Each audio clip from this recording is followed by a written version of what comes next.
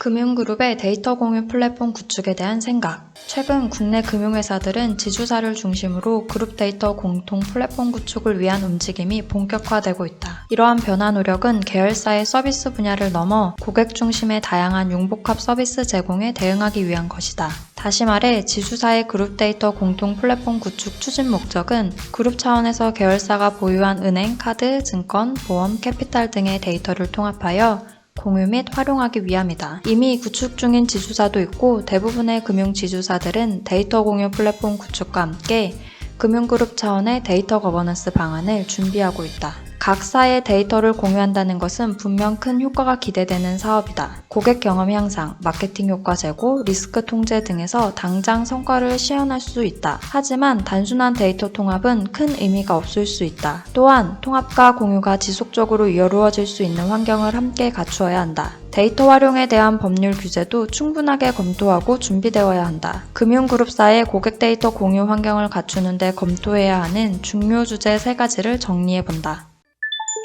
첫째, 계열사의 고객군을 고려한 점진적 통합이 바람직하다. 모든 계열사의 데이터를 한 번에 통합하여 공유하면 계열사 간 융복합 상품 개발, 통합 고객 마케팅, 개인 맞춤형 서비스 등이 가능해질 것으로 생각하기 쉽다. 물론 단일 계열사의 데이터 활용 체계에서 전 계열사의 데이터 활용 체계로 변하는 시너지가 있음은 분명하다. 하지만 계열사 데이터 통합 공유 시 노력 대비 시너지가 적거나 없는 계열사도 있다는 것을 생각해야 한다. 예를 들어 은행, 카드, 증권, 보험, 저축은행, 캐피탈, 자산신탁, 대체투자, 펀드 서비스 등의 계열사를 생각해보자. 우선 계열사별 고객군이 다르다. 은행, 카드, 증권, 캐피탈, 보험, 저축은행은 개인 고객, 법인 고객이 주 고객이다. 반면에 펀드 서비스는 자산운용사, 보험사, 연기금이 주 고객이다. 자산신탁은 시행사, 시공사 등이 주 고객이다. 대체투자는 금융기관, 연기금, 정부기관이 주 고객이다. 고객군이 다른 자산신탁, 대체투자, 펀드 서비스 등의 계열사들은 통합한다고 해서 그 효용성이 높지 않음을 예상할 수 있다. 고객 대상 자체가 다르기 때문에 융복합 서비스나 통합 마케팅, 개인화 서비스 등을 할 수 없을 가능성이 크다. 고객군이 다른 경우 데이터 공유의 목적은 고객에 대한 통합 금융 서비스가 될 수는 없다.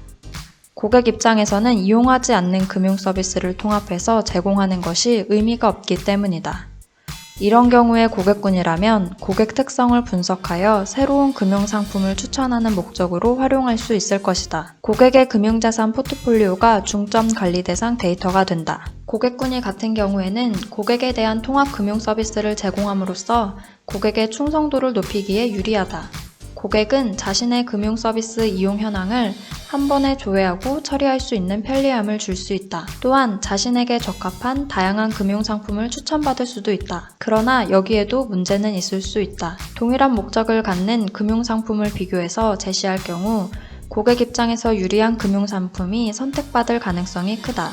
이렇게 되면 금융 계열사 간의 카니발라이제이션이 발생한다. 고객의 이익은 커질 수 있지만 금융그룹 전체로 보면 마이너스 효과가 나타날 수도 있다. 실제로 이러한 현상 때문에 금융 계열사들이 고객 데이터 공유를 회피하는 경향이 강하게 나타난다. 보다 많은 고객을 보유하고 있는 계열금융사가 상대적으로 피해를 볼 가능성이 있다. 이를 해결하기 위해서는 고객 데이터 공유에 따라 발생하는 수익의 내부 거래 또는 내부 분배를 위한 비즈니스 방안이 먼저 수립되어야 한다. 둘째, 금융지주회사법, 개인정보보호법, 신용정보법 등 관련 법의 개정 현황을 고려해야 한다. 금융지주사의 계열사 데이터 통합 및 공유를 위해서는 금융지주회사법, 개인정보보호법, 신용정보법, 정보통신망법 등 관련 법에 대한 법적 허용 범위를 반드시 검토해야 한다. 단일 계열사 내 데이터 공유 및 활용에 관한 부문과 계열사 간 데이터가 이동하여 통합되는 부문은 다르다. 은행, 카드, 보험사 등은 마케팅 활용을 위한 제3자 제공에 동의한 고객에 한하여 고객의 데이터를 마케팅에 활용했다. 따라서 전 계열사의 고객 데이터를 통합 활용한다는 것은 기본적으로 고객이 전 계열사에 대한 정보 제공 동의를 해야 한다는 의미이다. 그리고 고객이 정보 제공 동의를 했다고 해서 고객 데이터를 한 저장소에 저장하고 활용할 수 있다는 것도 아니다. 이와 관련해서 금융위원회 등 정책기관에서도 정확한 활용 가능 범위를 제시하지 못했으나 현재 데이터 3법 개정으로 인해 활용 범위를 제시할 가능성이 보인다. 셋째, 그룹 계열사 간 데이터 거버넌스 체계 수립이 필요하다. 금융회사의 계열사 데이터를 통합 활용한다는 의미는 지주사와 계열사 간의 거버넌스 체계가 수립되어야 한다는 것이다. 따라서 그룹 차원의 통합 데이터 관리, 활용을 위한 조직, 인력, R&R, 프로세스가 정의되어야 한다. 또한 거버넌스 내재화를 위한 다양한 변화관리, 성과평가 체계가 필요하다. 그리고 가장 중요한 경영자의 강력한 스폰서십이 확보되어야 한다. 단일 계열사 데이터 거버넌스 체계 수립도 쉽지 않은 과제인데 수많은 이해 당사자가 있는 그룹 차원의 데이터 거버넌스 체계를 수립하는 것은 경영자의 강력한 스폰서십이 없이는 사실상 어렵다.